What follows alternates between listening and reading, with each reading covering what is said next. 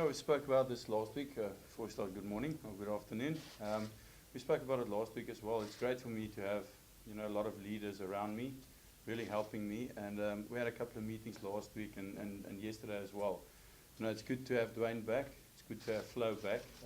And it's just good to see them as well. We're good mates. So it's good to see them, and it's great to have that leadership, that extra leadership within the group as well. And like I said, we had good meetings last night, and already they've started contributing and really helping me. It's great to have them back, yes. It does feel more intense. I think we sorted out a couple of things last week, detailed. We had a good training week last week, I must say, but we're definitely tightening up the screws this week. A lot of detail, a couple that we still need to sort out, and just make sure that we're on top of it. So definitely you can definitely feel it's a bit more serious this week, although we did have a good training week last week. Look, it's still an international game.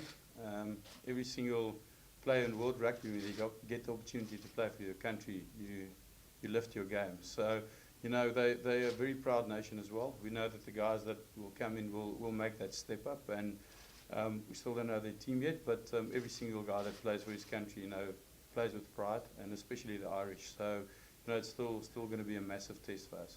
We have had a look at that, and that's a very relevant question. I think they used broken play kicking, but also from set pieces they did their homework pretty well, and they prepared quite well for that game. And we have been working hard at that, especially last week we had a couple of kicking sessions and defensive sessions on that. So yeah, it's always a challenge against them.